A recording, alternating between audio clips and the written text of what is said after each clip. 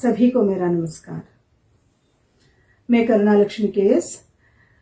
आज मैं साई उपन्यास की पठन श्रृंखला के अंतर्गत उपन्यास के तीसरे भाग के 9वें दृश्य का पठन कर रही हूँ। मोइनुद्दीन तंबोली पान बेचने वाला, पर उसे अपना काम पसंद नहीं था। उसे पसंद थी कसरत। खाने के पान बेचने की अपेक्षा उसे खाने में बड़ा आनंद आता था। अल सुबह उठकर वह तालीम खाने चला जाता और कसरत शुरू कर देता। 1.5-2 घंटे वो लाल मिट्टी में पसीना बहाता, कई तरह की कसरत करता और फिर उसके बाद ढेर सारा ताजा दूध पीता था और फिर दिन भर मांस आदि खाया करता था। नियमित कसरत और उसी के बराबर खान पान के कारण उसकी देह बलशाली और मजबूत हो गई थी। शरीर हट्टा कट्टा बना था। रोम रोम से शक्ति का स्रोत बाहर निकलता रहता। उसके तगड़े हट्टे कट्टे शरीर से सभी डरते थे। इसका एक और कारण यह था कि वो पहलवान था, सशक्त था और विशेष तौर पर गुंडागर्दी करता था। उसके इसी स्वभाव से सभी भयभीत थे। अपनी ताकत पर उसे घमंड था। वह रंगील और रंगीन था। सांड सी उसकी देह से सभी दुखी थे, कारण वो किसी से भी लड़ता और मारपीट करता था। उसकी शक्ति की तरह उसकी मस्ती भी बढ़ रही थी। लोग परेशान थे। किसी को भी छेड़ने से वो कतराता नहीं था। उसका चलना भी किसी मदोन्मत्त हाथी की तरह था। जंगली सुअर सा वो दहाड़ता था, बाघ सा गुर्राता था। मैं अजय हूँ, इसका उसे पक्का विश्वास था। इसी अकड़ में वो किसी पर भी सवार हो जाता। साई मस्जिद में बैठे थे, साथ में मालजाब्ती थे। तात्या कोते पाटिल भी था। सभी बातें कर रहे थे। तभी 10-15 लोग चिंतायुक्त चेहरा लेकर उनके सामने आ गए। उन्होंने उनको प्रणाम किया और गंभीर होकर एक तरफ खड़े हो गए। साई ने उनके चेहरे पढ़ लिए। कुछ तो हुआ है, यह उन्होंने समझ लिया। मालसाब्ती, लगता है कोई गंभीर मामला है। हाँ बोलिए, क्या बात है? तुम लोगों के चेहरे इतने काले क्यों पड़े हैं? हमेशा की तरह हंसते हुए साई बोले। साई, एक ने कहा। बोलो बोलो। वो मोइनुद्दीन, वो पहलवान जी, उसका क्या? उसने किसी को मारा तो नहीं? आजकल उसकी मस्ती बढ़ती ही जा रही है। हाँ, हम दोनों को उसने मारा। क्यों? क्योंकि हमने उसका रास्ता काटा, इसलिए उसने हमें पकड़कर हमारी पिटाई की। देखिए ये निशान। और पास आकर उन्होंने अपने निशान दिखाए। एक की आंख सूज गई थी, दूसरे के हाथ और पीठ पर अच्छी खासी चोट आई थी। मोइनुद्दीन ने बेंच से पिटाई की थी।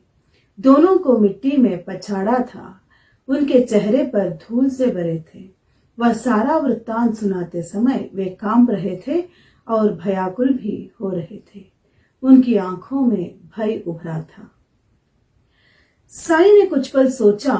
वे गंभीर हुए, फिर बोले, वह अकेला ही था ना? जी। और आप? 2। आपके साथ कोई और नहीं था? आसपास के लोगों की ओर नजर घुमाते उन्होंने पूछा। हम तीनों भी थे ना? मतलब आप 5 थे? जी। वह अकेला? जी। फिर भी आप पिट गए, डर गए। डरना तो उसे चाहिए था। आप सब ने मिलकर प्रतिकार क्यों नहीं किया? वह तो पहलवान है, पर है तो अकेला ना। वो कितना भी ताकतवर क्यों ना हो, उसकी एक ना चलती। और कितने दिन आप उससे मार खाते रहोगे, सहते रहोगे? उन्होंने सिर झुका लिया। कहाँ है वो मोइनुद्दीन? पता नहीं, मैं इधर ही हूँ। एक कर्कश आवाज गूंजी और सभी उस ओर देखने लगे। तगड़े शरीर वाला मोइनुद्दीन राक्षस की तरह उनके पीछे ही खड़ा था और घमंड से चिंघाड़ रहा था। ए फकीर, तुमसे आकर शिकायत करेंगे तो मैं क्या डरूंगा? कुत्ते की तरह टुकड़े मांगकर जिंदगी जीने वाला तू मेरा क्या बिगाड़ेगा? तुच्छता से थूक कर जहरीली नजरों से वो साई की ओर देखकर गुर्राया। पिटे हुए लोग और भी घबराए। साई गंभीर होने पर भी शांत थे।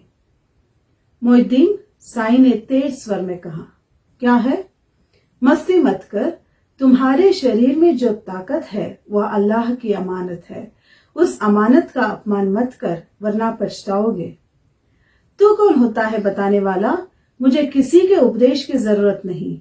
अगर हिम्मत है तो सामने आ।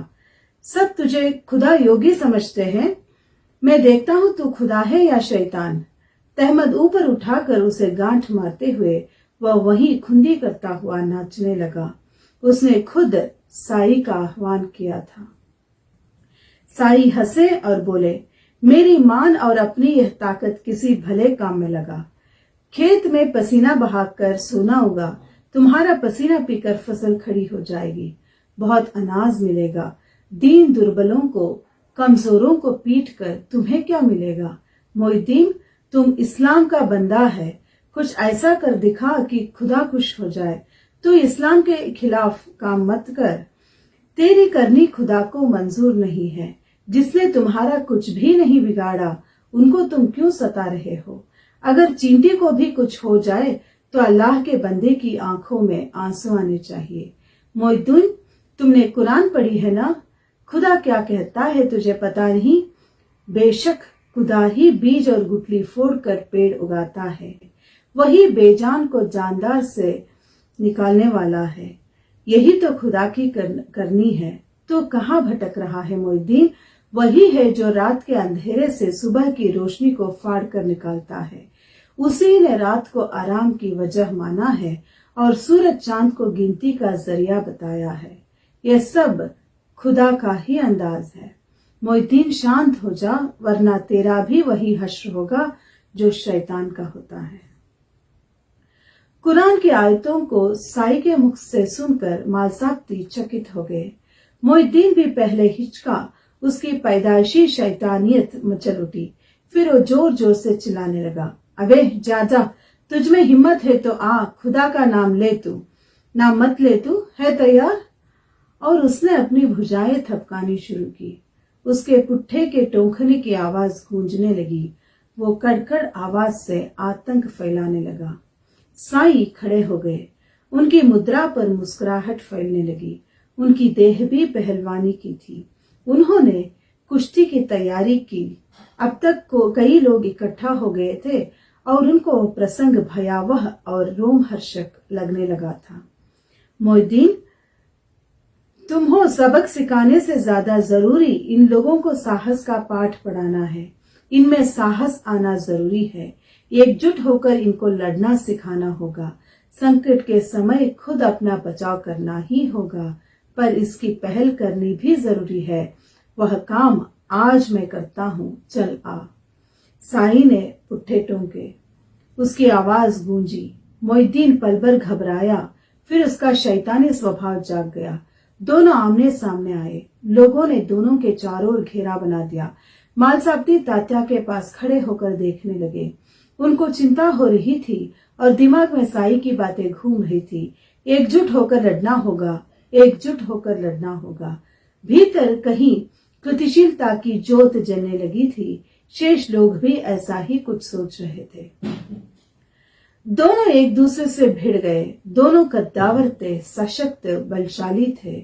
मोइनुद्दीन को लगा था कि वो उनको आसानी से गिरा देगा, पर साई की अगाध शक्ति का उसे प्रतिपल एहसास हो रहा था। उसका हर वार से लीला ही लीला में उखाड़ रहे थे, उसे घुमा रहे थे, उसकी ताकत को व्यर्थ कर रहे थे। कुछ देर बाद साई को नीचे पचाड़ने में वो कामयाब हो गया। साई की पीठ पर सवार होकर वो उनकी गर्दन दबाने लगा, उनको उल्टा गिराकर आसमान दिखाने की कोशिश करने लगा। दोनों पसीने से तरबतर हो गए थे। उनकी नाक फूल रही थी, सांसें तेज हो रही थी। देखो अब मैं तुम्हें कैसे चित करता हूं, मोइनुद्दीन ने कहा। और साई ने कौन सा दांव चलाया पता नहीं कि उसी क्षण मोइनुद्दीन ऊपर उछला और धम से नीचे गिर पड़ा। उसका शरीर अच्छी तरह से टूट गया। साई उस पर सवार हो गए। तुल्यबल होने के कारण कुश्ती रंग ला रही थी, खत्म ही नहीं हो रही थी। फिर कुछ देर बाद वो ऊपर साई नीचे आ गए और फिर वो विजयोन्माद से चीखा, साई अब मैं तुम्हें जिंदा नहीं छोड़ूंगा। तू कितना बड़ा योगी है मैं देखता हूँ। अब तो आ गया, खत्म तू अब। और दुगनी ताकत लगाकर उसने उनका सिर और गर्दन मिट्टी में धंसाने की कोशिश करने लगा। मैं तुम्हें जिंदा नहीं छोड़ूंगा। यह वाक्य वहां इकट्ठा लोगों को अच्छा नहीं लगा। सबके सब छिड़ गए। एकजुट होकर इनको लड़ना होगा। साई का यह वाक्य उनको प्रेरणा दे गया और तात्या चिल्लाया, अरे साई हमारे लिए लड़ रहे हैं और वह उनको मारने की बात कह रहा है। हमें इसकी खबर लेनी ही होगी। चलिए आगे बढ़िए, इस जंगली सांड की मस्ती उतारेंगे। और चमत्कार हुआ। साई को नीचे दबाने वाले मोहिद्दीन को सबने मिलकर पकड़ लिया। सबने मिलकर उसे परे हटा दिया। साई उसकी गिरफ्त से मुक्त हो गए। उनके होंठों पर हंसी, आंखों में सार्थकता का भाव और मन में संतोष था। वो जो चाह रहे थे वो हो रहा था। उसकी आगाज हो रही थी। क्रांति के पिल्लों ने जन्म लिया था। बाजू हटो वरना जान से मार दूंगा। डरा घबराया मोहिद्दीन चीखा। कितनों को जान से मारेगा रे तू? तात्या ने कहा और एक जोरदार तमाचा जड़ दिया। एक जोरदार आवाज हुई। तात्या की 5 उंगलियों के निशान उसके गाल पर दिखाई देने लगे। फिर सबने उसको पीटना शुरू किया। वो नीचे गिरा। मारो नासपीटे को। भीड़ से औरतें चिल्लाने लगी, पीटने लगी। लात प्रहार शुरू हुआ। सतत 5 मिनट उसकी पिटाई शुरू थी। मां मर गया, मर गया, साई बचाओ, वो चिल्लाने लगा। अब तक वो दूसरों को पीटना जानता था। पीट जाना उसे मालूम नहीं था। जब उसने जाना कि अब उसकी खैर नहीं, तो उसने साई की शरण में जाने में ही अपनी भलाई समझी। साई हंस रहे थे। कुछ देर बाद वो बेहोश हुआ। तब सबने अपने हाथ रोक लिए। तात्या पीछे हटिए, वो बेहोश हुआ है ना, दूर हटिए, साई ने आदेश दिया। सभी तुरंत पीछे हटे। तभी वो लफंगा मोहिद्दीन उठकर भाग गया। बाप रे, मुझे तो लगा था कि वो बेहोश है। लफंगा मौका मिलते ही भाग गया। भागने दो, हम उसे खत्म तो करने वाले ही थे ना। पर मालसाप्ती, अब लोगों के हृदय में अग्नि कमल खिल रहा है। एकता में बड़ी शक्ति होती है, सामर्थ्य होता है। लोगों, भय त्याग दीजिए। चिंता और चिता दोनों बुरी होती है। चिंता ही चिता की ओर ले जाती है। मन कड़ा कीजिए और लड़ना सीखिए, पर इस बात का ध्यान रहे कि मृत्यु आने तक मरना नहीं, जीना चाहता हूं कहने वाला मृत्यु के परे नहीं जा सकता। जीना मरना अपने हाथों में नहीं है, वह ईश्वरीय मामला है। इसलिए डरो नहीं, घबराओ नहीं। एक हो जाइए, संगठित हो जाइए और अन्याय का डटकर मुकाबला कीजिए। गुंडों की कृतिशीलता से अधिक घातक सज्जनों की अलिप्तता होती है। सामर्थ्य कमाकर उसका योग्य जगह, योग्य तरीके से उपयोग कीजिए। कुछ पल सब पर अपनी नजर रखकर साई बड़ी आत्मीयता से बोलने लगे। मेरे भाइयों और बहनों, जो हमें करना है वही हम नहीं करते, और जो नहीं करना है भले ही उसका विरोध हो, हम करते हैं। अपने जीवन को गंभीरता से लेना चाहिए। आपके जीवन का गहन अर्थ है। आपका जीवन महान है। उसे यूं ही बेकार मत जाने दीजिए। निर्मल हो जाइए। मालसाप्ती वेद क्या कहते हैं? अभी अभी अयानी न, और भी यानी भय। इसका अर्थ हुआ भय नहीं, यानी डरो नहीं। संकटों का मुकाबला कीजिए और फल के लिए अल्लाह पर विश्वास रखिए। आप सब सज्जन हैं पर दुर्बल है। दुर्बलों की सज्जनता किस काम की? बकरी के गले में 2 स्तन होते हैं और पर किस काम के? उससे दूध तो आता नहीं, और वे स्तन खराब भी दिखते हैं, और उसका बोझ बकरी आजीवन वहन करती है। वैसे ही दुर्बलों की सज्जनता होती है। दुर्जनों के पास शक्ति होती है पर विवेक नहीं होता। दुर्बलों के आशीर्वाद की अपेक्षा सज्जनों का शाप भला, क्योंकि उसमें कार्यक्षमता होती है। आप भी सशक्त बनिए, एक हो जाइए। एकता में बड़ा बल होता है। जंगली कुत्ते देखे हैं ना, कैसी एकता होती है उनमें। उनका झुंड देखते ही बाघ शेर भी अपना शिकार चुपचाप उनको सौंप देते हैं। उनका यह गुण मनुष्य को भी लेना चाहिए। धैर्य यानी धर्म। पूजा अर्चना धर्म नहीं है। लादा हुआ धर्म छोड़कर मन और मस्तिष्क से धर्म स्वीकारो। साई रुके। सारे लोग तल्लीनता से सुन रहे थे। उनके हृदय में तल्लीनता का प्रकाश फैल रहा था। धर्म का एक उज्जवल पक्ष उनको दिखाई पड़ रहा था। वे संतुष्ट हुए। मोइनुद्दीन का संकट दूर हो गया। एक तरह की मुक्ति, हल्कापन उन्हें महसूस हो रहा था। अब आप जाइए, साईं ने आज्ञा दी। उनकी आज्ञा मिलते ही सब ने उनको नमस्कार किया और संतोष के साथ वापस लौटे। मालसाबती जी, मैंने आज एक निर्णय लिया है। कौन सी? यह पहलवानी पहनावा बदलने का। शारीरिक कुश्ती लड़ने की अब मुझे जरूरत नहीं है। फिर इसके बाद एक भिन्न कुश्ती मेरी प्रतीक्षा कर रही है। मुझे उसके लिए तैयार होना होगा। फिर किस तरह के कपड़े पहनेंगे आप? तात्या जी, मेरे लिए एक शुभ्र चोगा ले आओ।